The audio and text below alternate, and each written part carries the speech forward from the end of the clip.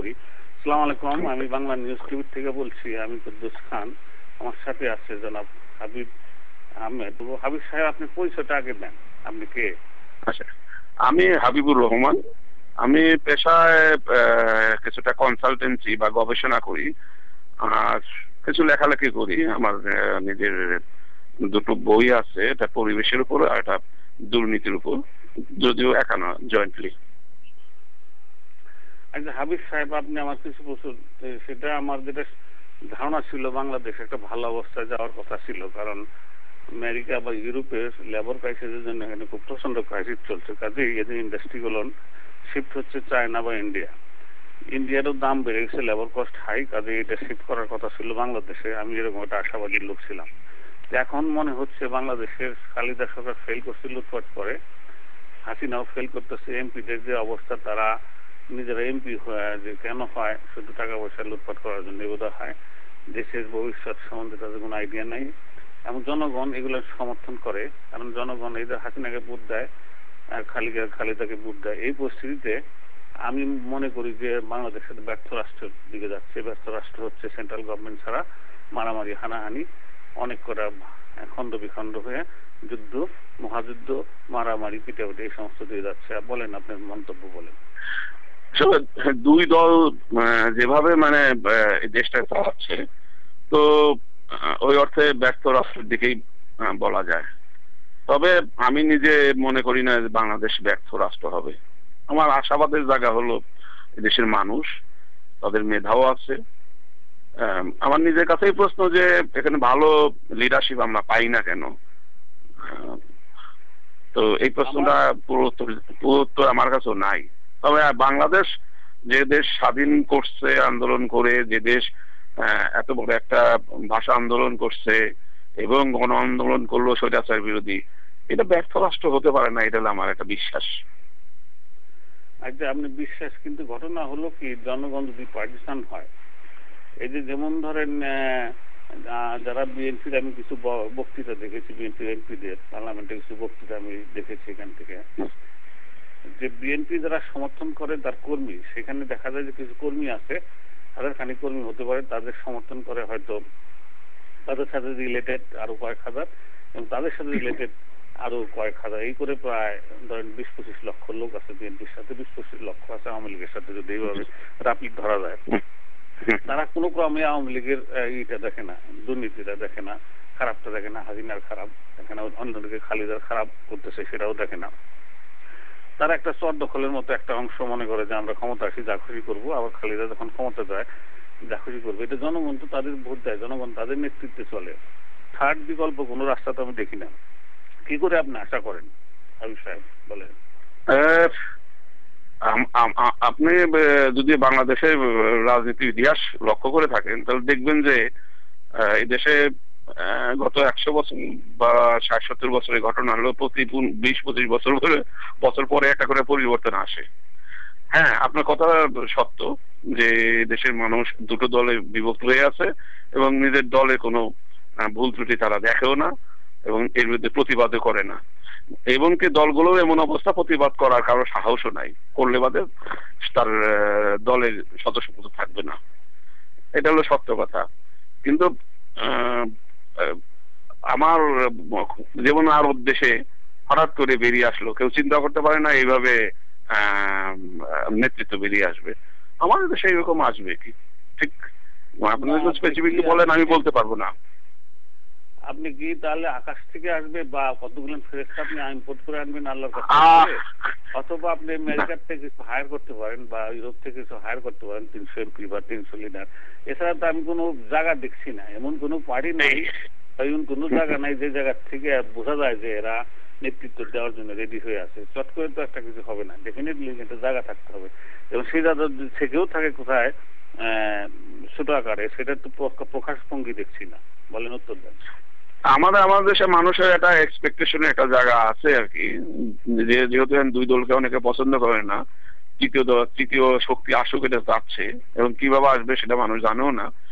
অনেকে বিশ্বাস করেন যে হয়তো বেনভোলেন্ট কোন ডিক্টেটর আসবে সেনাবাহিনীর ভিতর থেকে, এমন আসতে পারে যারা এসে এটা ভালো কাজ করবে।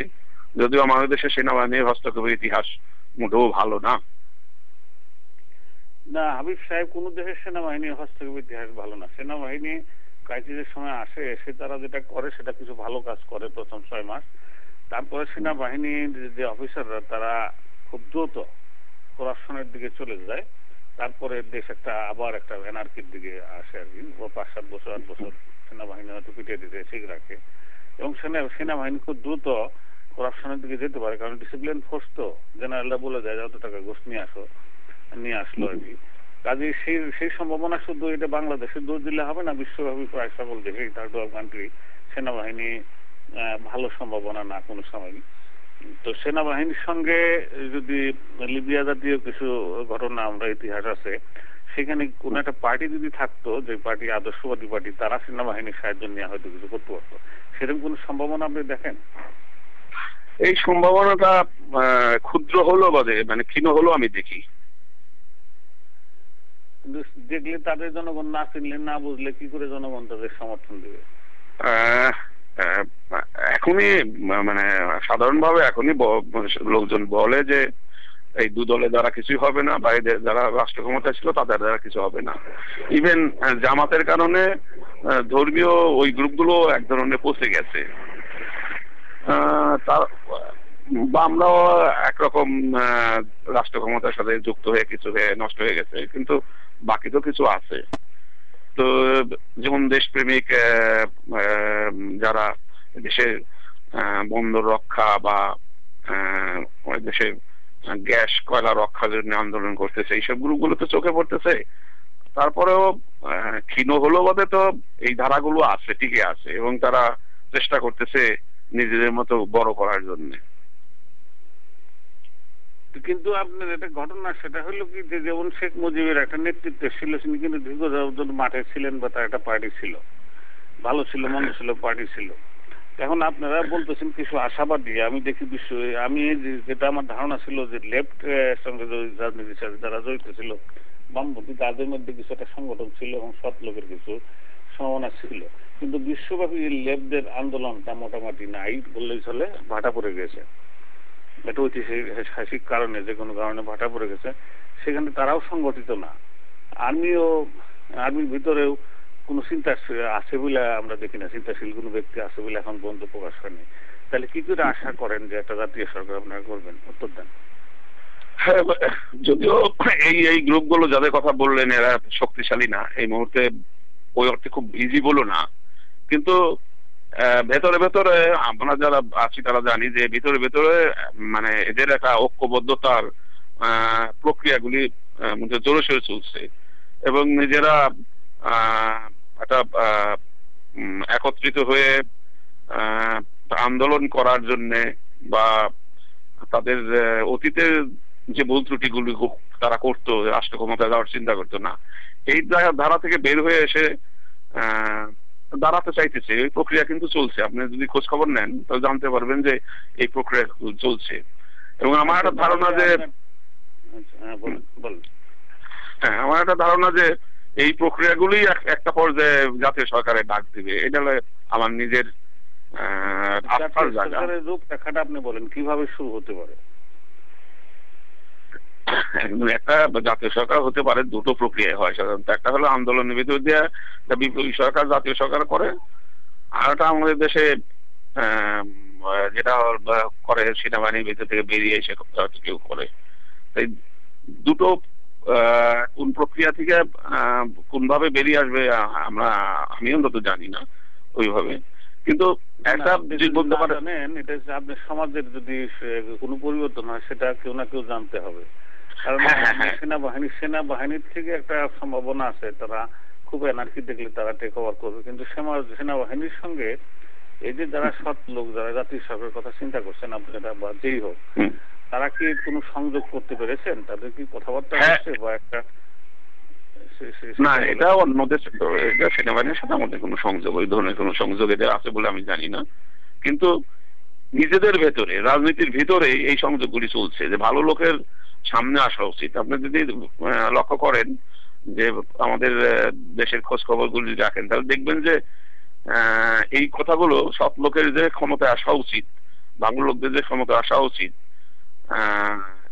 ইভেন এবং এটা একটা মানে দলীয় দৃষ্টিভঙ্গি থেকে না, হ্যাঁ, জাতীয় দৃষ্টিভঙ্গি থেকে দেখে আসা উচিত। এই ব্যাপারটা খুব জোরে সোরে প্রচার প্রপাগান্ডা তো আছেই, এগুলি টক শোতে এগুলিতে আছে, পত্রিকাগুলিতে আসছে, বিভিন্ন সেমিনার সিম্পোজিয়াম এইসব নিয়ে আলোচনা হচ্ছেই, তো ভালোভাবে আলোচনা হচ্ছে। তাহলে ঘটনা হলো কি যে আপনি কিছু লোকের স্যাক্রিফাইস করতে হবে, কিন্তু সেই স্যাক্রিফাইসিং যে টেন্ডেন্সি, যেমন ধরেন বাংলাদেশের দ্রুত কিছু লোক ধনী হয়ে একটা এক্সাম্পল সৃষ্টি করছে, ইয়ং জেনারেশনটা নষ্ট হয়ে গেছে, কারণ তারা খুব দ্রুত টাকা করতে চায়।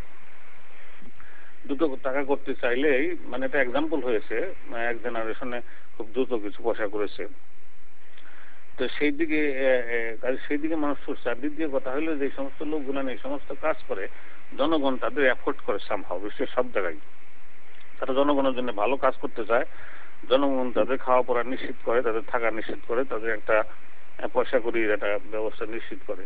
সেই জাতীয় কোনো জনগণ আমি বাংলাদেশের সব আমার চোখে পড়ে না। জনগণ আপনি খুব সুবিধাবাদী। হ্যাঁ বলেন। আপনাকে তো লক্ষ্য রাখতে পারবেন, গত যে তত্ত্বাবধায়ক আমলে না ভোট এটা রাখছিল আর কি, এবং এই না ভোটে কিন্তু বেশ ভোট পড়ছিল। এর অর্থ হলো যে আগে যেটা ছিল না, আগে যেটা ছিল যে দল যারে দেয় সে কলা গাছ হলো তারে ভোট দিয়ে বের করে নিয়ে আসবো, এই জায়গা থেকে কিন্তু বেরিয়ে আসতেছে মানুষ। কিন্তু একদল মানুষ অন্তত তারা আগের মতো যে আমাদের ভোট পৌঁছে যাবে এই জায়গা থেকে বেরিয়ে এসে তারা সৎ লোককে সামনে আনার যার পণ্যের চেষ্টা করতেছে। আপনি এটা লক্ষ্য রাখেন, নারায়ণগঞ্জের যে ইলেকশনটা হলো তাতে কিন্তু তুলনামূলকভাবে ভালো প্রার্থী কিন্তু বেরিয়ে আসছে। হ্যাঁ, আওয়ামী লীগের সমর্থী প্রার্থীতে কিন্তু আসতে পারে নাই। তেমনি কুমিল্লাতে যে নির্বাচন হলো সেখানেও তুলনামূলকভাবে পার্টি ছাড়া, পার্টির অনুবাদ ছাড়াই যিনি সৎ বেশি তিনি কিন্তু বেরিয়ে আসছেন। তো ঢাকাতেও এরকম একটা কিছু হবে বলে আমরা অনুমান করতেছিলাম, যে ঢাকাও তো এই ধরনের একটা ঘটনা ঘটবে। দলীয় ভাবে দেওয়া প্রার্থীর বাইরে সৎ প্রার্থী যাদের দল থেকে দেয় না তারাই বেরিয়ে আসবে। এদের সংখ্যা যদি বেশি না হয় তাহলে তো সমস্যা হবে। তো আপনি মোটামুটি মনে করছেন যে, আমি দেখছি যে ক্রাইসিসটা খুব নিকটে, 1-1.5 বছরের মধ্যে। কারণ আওয়ামী লীগ যে পর্যায়ে নিয়ে গেছে দেশটাকে, তারা নির্দলীয় সরকার ছিল, মোটামুটি ইনস্টিটিউশনটা ভালো ছিল, এই কারণে মধ্যবর্তী 3 মাসের মধ্যে তারা অন্তপক্ষে নির্বাচনটা একটা সুষ্ঠুভাবে পরিচালনা না করতে বলে একটা প্রসেস ছিল। থার্ড পার্টি তাদের ইন্টারেস্টটা কম থাকবে পার্টির প্রতি, যদিও অনেকটা পার্সিয়াল ছিল অনেক সময়, কিন্তু that was a good process. কিন্তু সেটা বন্ধ করে আওয়ামী লীগ সরকার যেটা করেছে, নিজের অধীনে নির্বাচন করে, নিজের ভোট চুরি করে, জালিয়াতি করে করবে, এটা হলো মানুষের ধারণা করছে। আর বিএনপি যদি ইলেকশনে নির্বাচনে না যায়, আওয়ামী লীগ এককভাবে নির্বাচন করলে ক্রাইসিসটা তো 1-1.5 বছরের মধ্যে শুরু হয়ে যাচ্ছে। কাজে আপনি সেই সময় কোথায় যে দীর্ঘ সময় ব্যাপী আপনারা আন্দোলন করার জন্য প্রস্তুতি নেবেন, আরো লোক করার জন্য প্রস্তুতি নেবেন, আপনাকে তো প্রস্তুতি এখনই থাকা উচিত নাকি? হ্যাঁ, এটা ভেতরে কিন্তু আমাদের চলছে, যদিও এটা আপনার প্রকাশ্য খুব বেশি নাই, যদিও কিছু কিছু চলে আসছে, এটা ভেতরে চলছে। এবং যেহেতু এই দুদল আসলে জনগণের কাছ থেকে বড় অংশের কাছ থেকে এখন প্রত্যাগত, আর যেহেতু আওয়ামী লীগের তত্ত্বাবধায়ক সরকারের যে ব্যাপারটা নষ্ট করে দিল, তাতে যে এটা রেফারি, এদের ঝগড়ার ভিতরে তো এরা রেফারি হিসেবে ছিল, এই রেফারিটাও নাই। ফলে এদের যে ঝগড়াটা এটা আরো প্রচন্ড রকম হবে, ক্রাইসিসটা আরো খুব বেশি বাড়বে। সেখান থেকে আমি আবারও আমার বিশ্বাসের কথাই বলবো যে বেরিয়ে আসবে। তো হাবিব সাহেব, আপনাকে ধন্যবাদ বাংলা নিউজ টিভিকে সময় দেওয়ার জন্য, যেটা আপনাকে অশেষ ধন্যবাদ। আমরা এটা প্রচার করবো। আচ্ছা, বাংলা নিউজ টিভিকে ধন্যবাদ।